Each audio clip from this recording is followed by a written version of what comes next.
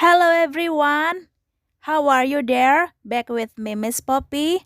I hope all of us are in a good health. Now, before we continue our learning today, let's pray together. Pray begin. Dear God, thank you so much for your mercy and your blessings. Now we are going to learn. Please bless the teacher in delivering all the materials, and please bless the students in receiving all the materials. This is our prayer in the name of Jesus we pray. Amen. First of all, let us start with some opening questions. Do you like to help your parents to do household chores?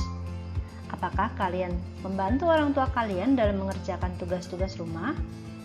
Seperti menyapu, mengepel, cuci piring, atau pekerjaan rumah yang lain? Does your mom or dad ask you to do the household chores? Apakah ayah atau ibu kalian meminta kalian mengerjakan tugas-tugas rumah tersebut? What do they say to ask you? Apa yang ayah atau ibu kalian katakan untuk menyuruh kalian? Kalimat yang dipergunakan untuk menyuruh tersebut disebut sebagai instruction. To make it clearer what is instruction, now let us see the following dialogue. Jack, Cherry, please come here. Yes, Mom. Yes, Mom. We are going to go to Grandma and Grandpa's house, but we need to do the household chores before we go there. Will you help me? Sure. Of course, Mom. First, tidy up your bedroom. Okay, Mom. Okay, Mom. Mom, I have finished tidying up my bedroom. I have finished too. Okay, thank you, Cherry and Jack. Now, I will cook for the breakfast. Cherry, please wash the dishes. After that, prepare the plates for breakfast. Okay, Mom. What about Jack? Jack, please sweep the floor. After that, mop the floor. Okay, Mom. Thank you, dear. What happened in the dialogue? Dalam dialog tadi, sang ibu mengatakan bahwa mereka akan berkunjung ke rumah kakek dan neneknya.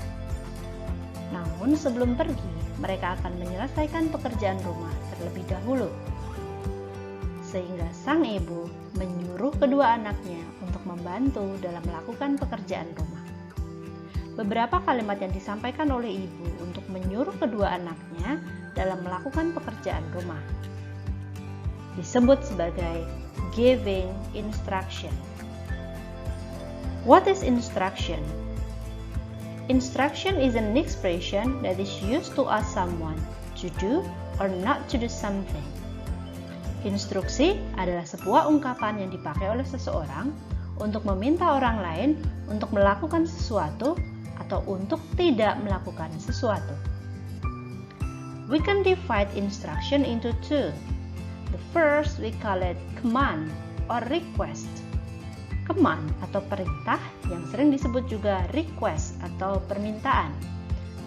And the second we call it prohibition. Dalam bahasa Indonesia disebut sebagai larangan.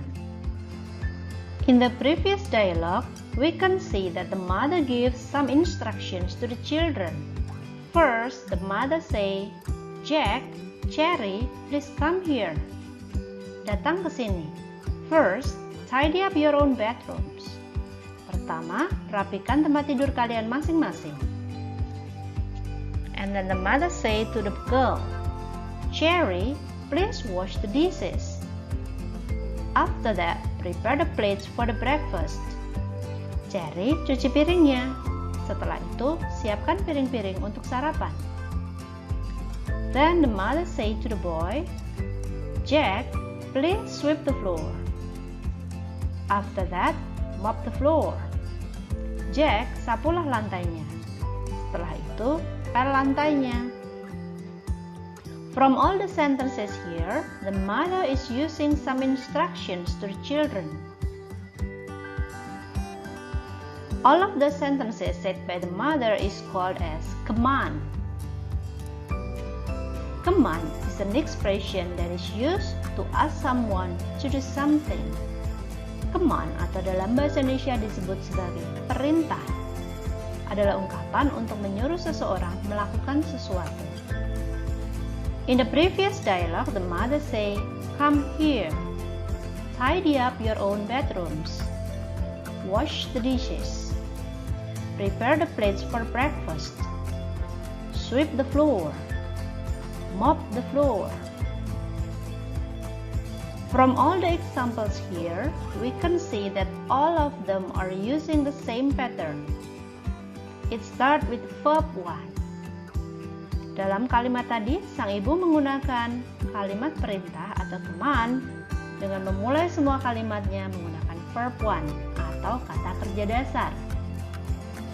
To give command, there are some patterns that we can use. First, we can use verb 1 followed by object or adverbs. Sama seperti di contoh dialog tadi, kita menggunakan verb 1 atau kata kerja dasar di awal diikuti dengan objek atau adverb. Misalnya, come here, sweep the floor. Second, we can use be followed by adjective. Jika dalam kalimat perintah tidak ada kata kerja, maka kita menggunakan be diikuti dengan kata sifat. For example, you can say be quiet, be careful, harap tenang, silahkan hati-hati. Next, we can use the word please at the end of the sentence using the same pattern, number 1 or number 2. Come here please, sweep the floor please, be quiet please, be careful please.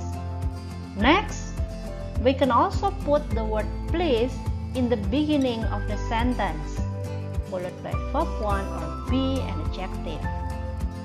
So you can say, please come here, please sweep the floor, please be quiet. Perbedaannya adalah ketika kata please berada di awal kalimat, maka kita hanya tinggal menaruhnya di depan kalimat. Namun pada pola yang sebelumnya, jika kata please ditaruh di belakang kalimat, maka sebelum kata please kita harus membubuhkan tanda koma.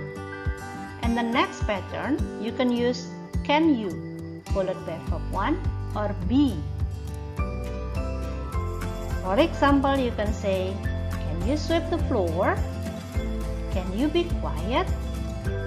Can you please mop the floor?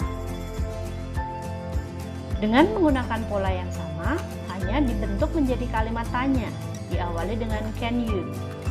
Tetap kita bisa menambahkan kata please sebelum verb 1 atau be, ataupun di akhir kalimat dengan menghubungkan tanda koma sebelumnya. Can you mop the floor, please? Masihkah kalian ingat tentang arti kata can pada materi sebelumnya? Kalau dalam materi yang dahulu, kita mengenal can untuk mengungkapkan kemampuan seseorang melakukan sesuatu. Namun di sini can tidak berarti menanyakan kemampuan, namun lebih kepada request atau permintaan. Jadi ketika seseorang mengatakan can you sweep the floor please, itu bukan menanyakan apakah kamu bisa menyapu, namun lebih kepada meminta kamu untuk menyapu. Now we will see how to respond to an instruction. When someone gives you instruction, you can respond it by saying, okay. For example, okay mom, okay sir, okay ma'am. Or you can say yes. For example, yes mom, yes dad, yes sir. Now we are moving to the second division of instruction, prohibition, atau dalam bahasa Indonesia disebut sebagai larangan. It is expression used to ask someone not to do something. Kalau command tadi dipakai untuk menyuruh, sedangkan prohibition dipakai untuk melarang, untuk meminta seseorang untuk tidak melakukan sesuatu. To make it clearer, now let us see the following dialogue. Excuse me, ma'am. My friend and I want to borrow some books. Okay, come in, but please don't be noisy. Okay, ma'am. Sorry, don't bring food and drink to the library. Oh, sorry ma'am. I'll put it outside. Excuse me, ma'am. I want to borrow this novel. Okay, Can you please fill in the form? Yes, ma'am. You can borrow this for 2 weeks. Return the book on time. Don't return it late. Okay, ma'am. Thank you. You're welcome. Dalam dialog tadi, kita mendengarkan bahwa beberapa kalimat instruction ada di dalam dialog tersebut. Ketika kedua siswa tadi masuk ke dalam ruangan, petugas perpustakaan mengatakan, "Come in, but please don't be noisy." Masuklah, tapi jangan ribut ya. Ketika petugas perpustakaan melihat sang anak perempuan membawa makanan ke dalam perpustakaan, beliau mengatakan, "Don't bring food and drink to the library." Jangan membawa makanan dan minuman ke perpustakaan. Ketika sang anak laki-laki kemudian menemukan novel yang dia inginkan dan dia ingin meminjam novel tersebut, petugas perpustakaan mengatakan, "Can you please fill in the form?" Silahkan diisi formulirnya. Kemudian beliau juga mengatakan beberapa kalimat perintah dengan mengatakan, "Please return the book on time. Don't return it late." Dari beberapa kalimat yang disampaikan petugas perpustakaan tersebut, kita melihat ada beberapa kalimat yang merupakan command atau kalimat perintah. Sedangkan beberapa kalimat yang di sebelah kanan merupakan contoh-contoh dari prohibitions atau kalimat larangan. What is prohibition? Prohibitions are expressions used to ask someone not to do something. Larangan merupakan ungkapan yang dipakai seseorang untuk menyuruh orang lain untuk tidak melakukan sesuatu. The example of prohibitions in the dialogue are, "Please don't be noisy. Don't bring food and drink to the library. Don't return it late." Apakah kalian melihat persamaan dari semua pola kalimat yang dikatakan dalam dialog tadi? Ya, semua kalimat tersebut menggunakan kata don't, diikuti dengan verb one atau kata kerja dasar, atau be ketika tidak ada kata kerjanya. The first pattern that we can use to make prohibition is don't followed by verb one. Kita menggunakan don't diikuti kata kerja dasar. For example, don't bring food and drink to the library. Don't return it late. Second, we can use don't followed by be followed by adjective. Ketika tidak ada kata kerja, maka kita menggunakan be diikuti dengan kata sifat. For example, don't be noisy. Don't be late. We can also put the word please. It can be in the beginning of the sentence or at the end of the sentence. For example, please don't bring food and drink to the library. Atau, don't be noisy please. Cara penulisannya tetap sama seperti pada teman tadi. That's all for today. Before we end this video, let's pray together. Pray begin.